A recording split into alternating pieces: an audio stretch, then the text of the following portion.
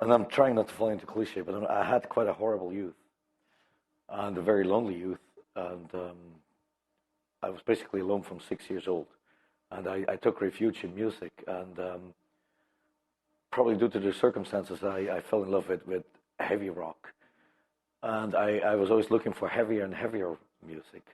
And at some point, I discovered Rush, and I really liked what Geddy Lee did and the Rickenbacker bass and everything. And as I was looking for heavier and heavier music, I eventually came across Motorhead. And there was that bass again, and in a very prominent role. And I just eventually wanted to play music myself, and it was clear to me that I needed to be a bass player and play a Rickenbacker bass. That was like a huge ambition of mine when I was a kid.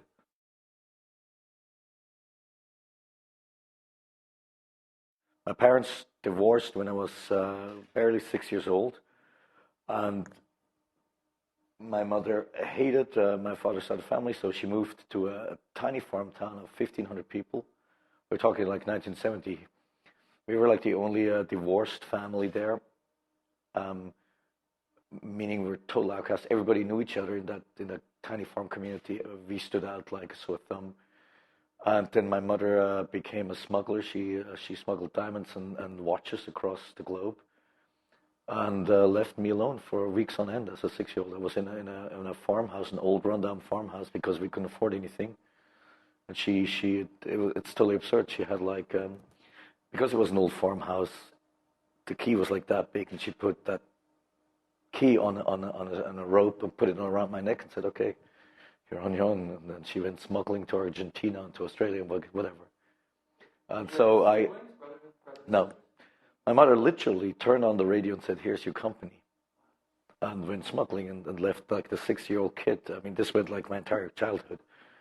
Left me alone, and so the radio was on, and literally it's like made for a movie, but literally the music became my constant companion. And I was a little kid. I mean, my mother told me at first, "This is totally normal, and you're very intelligent and self-reliant little kid. You can handle this. We're different than all the other people. That's not going to be a problem." I believed that as a little kid. That was my world. I didn't know any different. I only realized when I came in my teens how fucked up that was, and nobody helped me. Nobody in the family. They all knew that. Nobody helped me. I don't want to sound like I don't want to like. Just give you a teary story, but that is an essential part of why I am what I am nowadays.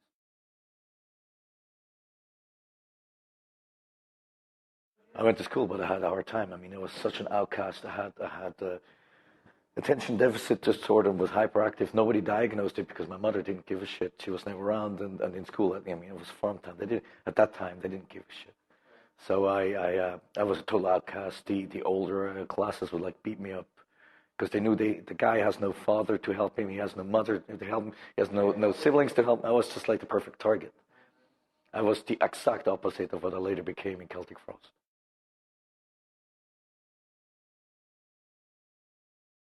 I hate my mother. There was some years ago, my aunt told me, "Your mother has tried to commit suicide." And my initial reaction was, and totally spontaneous, was like, you shouldn't have saved her, because you walked in on it. And I was like, "You shouldn't have saved her." No, I carry an incredible hatred. Also, my mother, when I was already, in quotation marks, a star, like in 1990, when I had already toured the United States like 3 times, and I don't know how many albums out, my mother still had the guts saying, I don't believe in you, I never believed in you, and all this stuff. And I don't need to hear that from my family.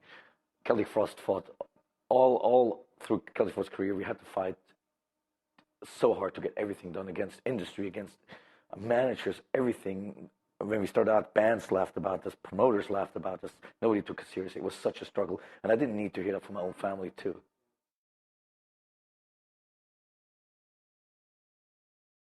I created my own world. I lived in a complete self-manufactured world, basically. I became interested in many things, like totally awful things. I became interested in history, space exploration, music. I got I really immersed myself into these areas. I became totally lost, and I became miserable in school because I spent all my time, instead of doing my homework, I would read books and books and books. I mean, I read the Bible and everything, and I probably knew more than all my classmates, but not the stuff that I was supposed to learn. I was a manic learner. I became interested in everything to pass the time and to forget my own reality.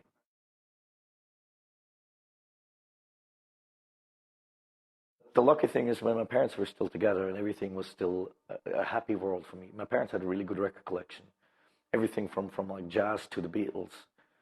And after divorce, my mother took a large part of that collection, and these albums became my company.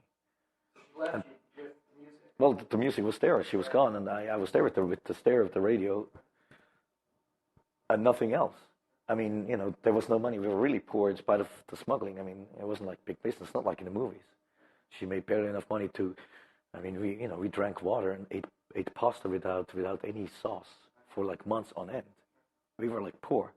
So all I had was I didn't have toys. I had these albums, and I became manic about albums like the Beatles' White Album and stuff like that.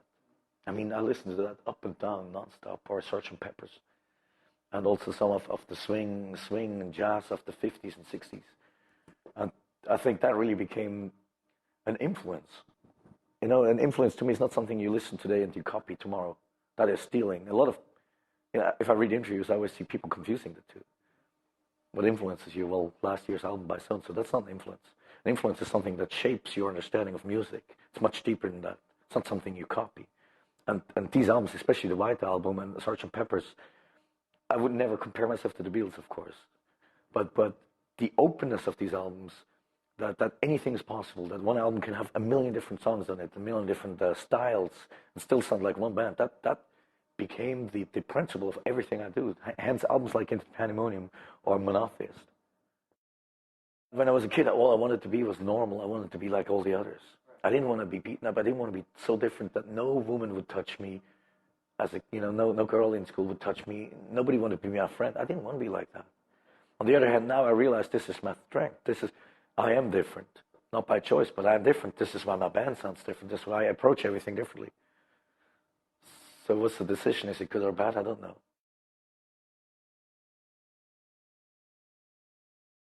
But I became a really radical person because of my youth. That's the other side that I'm carrying with me. And I'm capable of an enormous amount of hatred.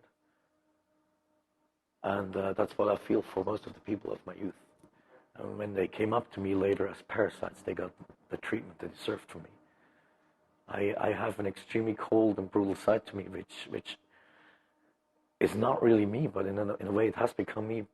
Sometimes when I'm like in public, and somebody looks at me the wrong way, it's like within a millisecond, the whole movie of my youth rolls down, and then my reactions are disproportionate in the radicalness. And it has scared off a lot of girlfriends or my ex-wife. And I'm not somebody who picks fights, but I was helpless as a kid, and I had to bear everything, and I'm not helpless anymore. I've become a very strong, very radical person, and if somebody tries to treat me like I was treated in my youth nowadays, they have to pay for that, and much more. They have to pay for what I got in my youth. And I know it's a bad thing in a way, but I'm actually happy about that. I'm happy that I can defend myself, and fuck them.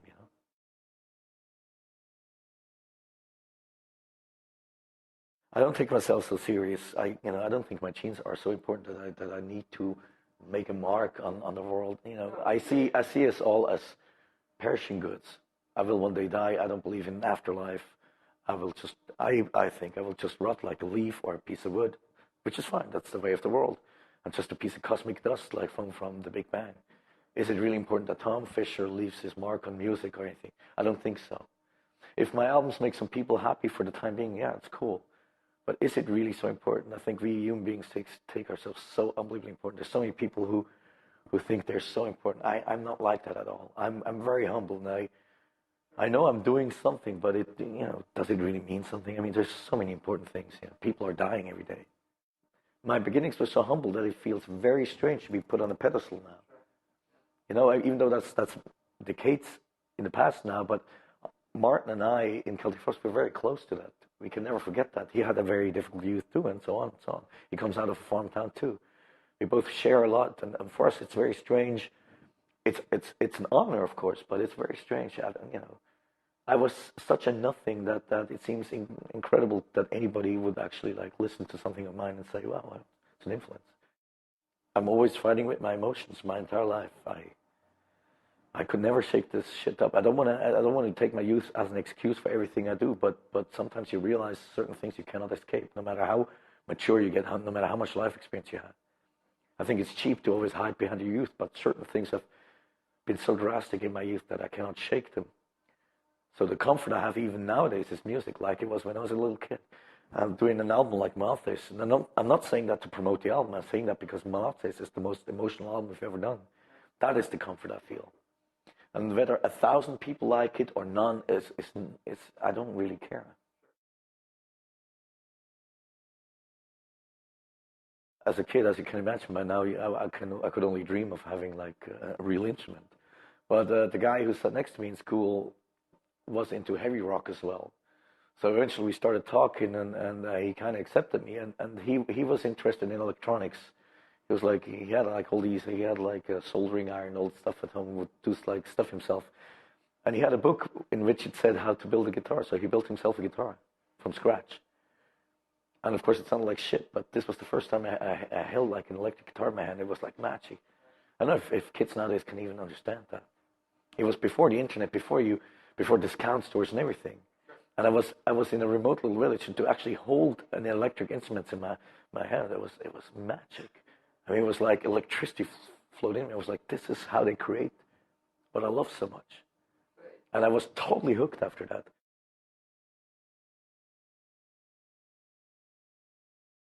The local high school had a guitar course, and in some sign of whatever, my mother enrolled me there. And I went there with an acoustic guitar that I got from my father, whom I saw like every few months, once, like for a few hours. He gave me an acoustic guitar he had lying around. So I went there, and of course, all they taught was like traditional songs, centuries old songs that you sing like a Boy Scout camp. And of course, that was super boring to me. And I was the odd man out anyway. I had already started. I started growing my hair long from like 11 or 12 years old. So I was totally the oddball out there too, and I never practiced because I hated the music, so they kicked me out. And now when I look back on it, I think I'm probably the only one in that class that actually made something with an instrument. But I got so turned off to guitar playing that I didn't play until I was like 12 at the time, so I didn't play again until I was 17 or 18. I hated the instrument because it was just shit that they taught me. In Switzerland, you have to either go study or you do an apprentice. That's an old thing, and it's taken very seriously. The apprenticeship is like 4 years, You have to do it. I mean, if you don't, you're a total outcast. And I terminated my apprenticeship 2 months before the final exams to become a musician. I got a record deal, and I was like, I'm never going to work as a machine engineer. So I went there, and I terminated it and walked out and had nothing, which in Switzerland basically means you live in the streets. And I was like, no, I'm going to make it as a musician. And my father wasn't very happy about that. And my mother, of course, she was going to hang me, And I was like, there's no way, no matter what you do, I'm going to do this. And because my mother was drifting in insanity, I didn't really give a shit. But my father I always looked up to, even though I hardly ever saw him. But my father was always this icon to me. So it was important to me what he felt. And years later, he came to me and he said, he actually saw that my music was successful, and then he heard an album of mine, and it moved him to tears. So that meant a great deal to me. And I'm glad he said that to me, because a short time later he died.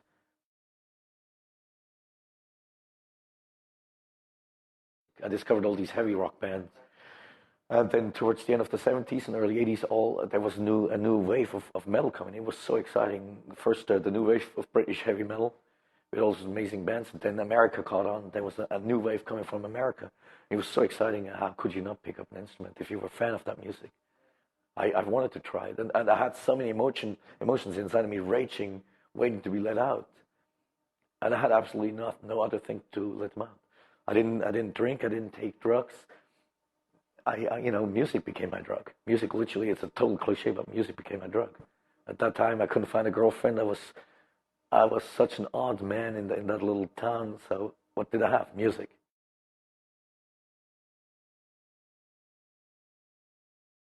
there was a band practicing in Switzerland. Every building by law at the time had to have an air raid shelter, because it was the time of the Cold War, and they made it the law. Everything had to have an air raid shelter. So underneath a school there was a huge air raid shelter, subdivided, and a lot of schools would rent these air raid shelters out during peacetime to bands. So underneath my school there was a band practicing, and I went there once or twice, and I became totally hooked to sit there so close to a band, and they played heavy rock, and I was like, my God, this is the real thing. You can actually do this. This is how they do it. So I really wanted to be in a band, and then some guys in school formed a school band, a really terrible band, and I somehow talked my way into that. And I had a little money saved, and I talked my father into giving me a little and so on. So I got a lease on a Rickenbacker bass, the lowest rates they could do, with like 10 years of paying off or something like that. And I finally got my first real instrument, and it was. There's no words to describe what that felt like. I was in my room with that instrument, and I just looked at it for like hours and hours and hours and touched it. I was like, this is the magic. This is the thing. This is what I hear on all these albums for years. This has been my youth. This is how they make it.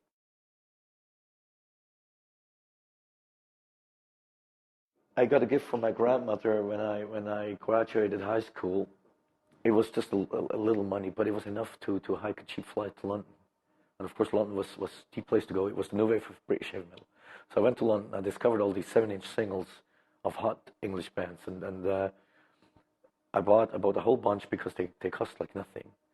And two of them were like, one was Aragorn, Black Ice, the other was Venom, In League with Satan.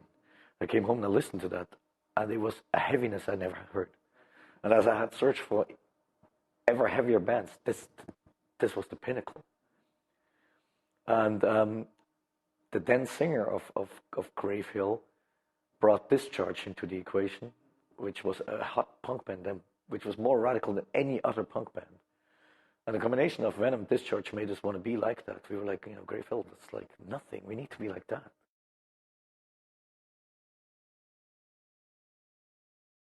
And I was like a few weeks in that band, and they never got it together and everything. And so I asked the drummer, should we form our own band?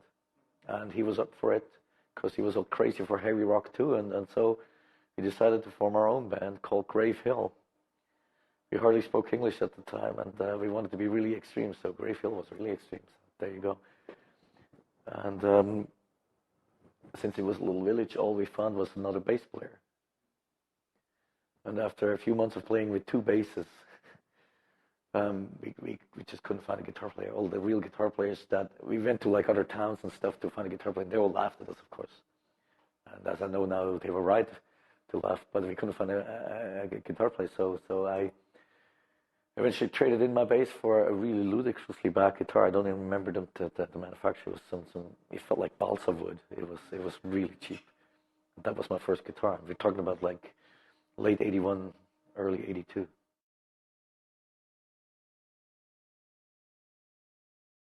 I was interested. Why does Black Sabbath sound so dark compared to other bands?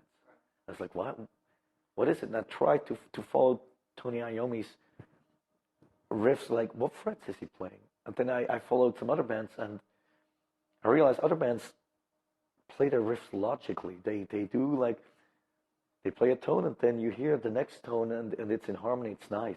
It's a nice tone that you hear. And I realized Tony Iommi always plays the tone that you don't expect. He plays the tone like next to the tone that you hear. And that makes it so disharmonic, so dark. And when I discovered that, I was incredibly fascinated, because I like that. I like that Black Sabbath sounded so dark as compared to Deep Purple. All the bands that I also like, but Black Sabbath had their own sound. It's always like evil. And I was like, oh, that's how he does it. So this is how I started writing my own songs. I was like, Tony Iommi plays not the logical progression. He plays it like one or two tones down. As Spartan, as simple. That's how I learned guitar. And I started to write my own songs, of course, awful songs, but all my songs I started writing like that. There was times in my life, I have to start at the beginning. Technical abilities, yeah, it didn't matter to me, because to me it was about expression. And of course, you could say you need to be technically proficient to express yourself. But I wanted to express myself with sounds, not with finger technique. I didn't want to be solo guitar player. I wanted to like have these crunching riffs and everything. And that does need such an amazing technique as if you want to be Ingrid Malmsteen. So no technical proficiency wasn't as important. I just wanted to be able to reproduce on the guitar what I felt inside of here. And that was very dark. So once I could do that, I became very happy. Of course, I always wanted to be better. And there was times in my life when I felt really bad about not being as good as other guitar players. When I felt embarrassed, you know, especially when later on when I signed a record deal and I came in contact with like real players or with like sound engineers who have worked with stars, and I was embarrassed in the studio because I knew they could see that this guy cannot play half as good as these guys. And at that time, Celtic Frost hadn't crafted a name for our own style. You know, we were like nobodies. We had to define ourselves, and of course, people looked at everything, and every other band could play up and down the fretboard, and I couldn't. And so, yeah, I felt inferior and everything. But later on, I came to realize that what we have is something very special that a lot of other bands don't have, and I became proud of that. Not overly proud, but I knew I have something at least, and I knew it was my strength, and I'm proud of my abilities. I'm proud of my talent, whatever it is. I think I've become quite a good guitar player over the years. I've played a lot, even though I don't practice like other guitar players. Not that way. I practice differently. When I play guitar, I'm one with the guitar. It's a part of me, and I live it. My emotions are real. You know, I'm not showing off on the fretboard. I use it to be me. I use it to release something that's so deep inside of me. I see a lot of technical guitar players who don't have that. And I love rhythm guitar playing. I love it. So I think I've become quite an okay rhythm guitar player if I want to. Sometimes I play lousily on stage. I'm very dirty, but sometimes Celtic Frost requires that, and that's fine.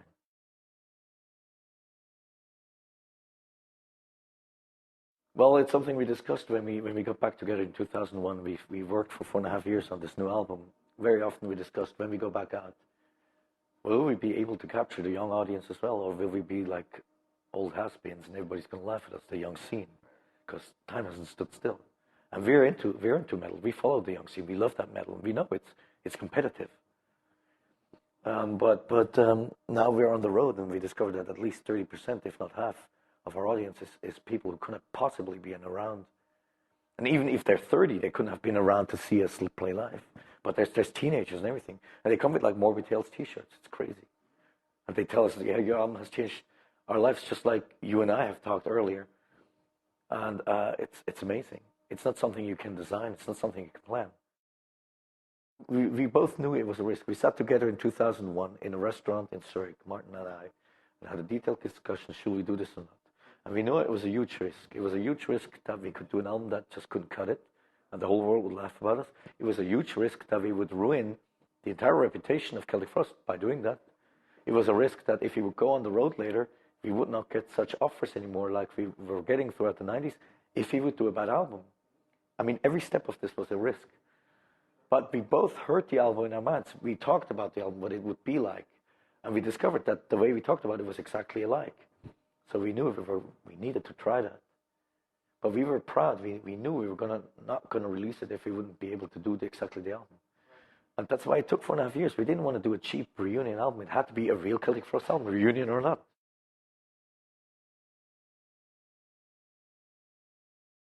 Everything about this band is self-made. Everything about this band, even now, is a struggle, a huge struggle. It's not a cliche struggle. It's a real fucking struggle, if I can use that word here. And a lot of our albums are full of desperation. And yeah, if you don't have an upholstered life, then you probably can relate to that very well, yeah.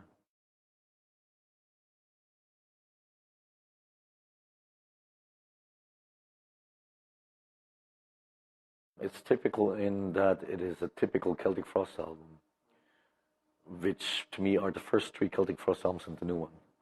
And the typical means that the album has to sound like Celtic Frost, no compromises. And so time is of no consideration. If it takes a month, if it takes 10 years, it doesn't matter. It has to be a Celtic Frost album. If it would have taken 10 years, we would have done that. We made a vow when Martin and I came back together in 2001, 2, and we said, okay, we're going to do Celtic Frost. We made a vow to each other that we're only going to release this album if it is actually Celtic Frost. And we were not going to make any compromises, no matter how much money we would invest. But that's why we formed our own record company. That's why we produced the album ourselves, by and large. We didn't want to have anybody talking into it, giving us deadlines, or ordering us to do something because they paid for it. We wanted to have total control, and no matter how much money we would have invested. And we invested a huge sum of money into this album, as you can imagine, in 4.5 years. And we're both not rich still. I mean, we worked day and night to make this album possible. We worked day and night, around the clock. And that's not a cliche, it's the truth. And we just wanted to have an album that is Celtic Frost. There has been one major misstep in Celtic Frost's career. I'm not going to repeat that. So we said we're going to leave the studio once the album sounds like Celtic Frost. And it sounded like Celtic Frost after 4.5 years. Celtic Frost has shaped my life, and I have shaped Celtic Frost. And if I don't have Celtic Frost, of course, I enjoy playing music, and I would do something else. I'm working on an electronic solo album right now. I do other things. But my life would be completely diminished without Celtic Frost. And it will be one day again. I mean, Celtic Frost is a finite thing, just like it was once. I have no illusion that Celtic Frost carries on until I'm 80.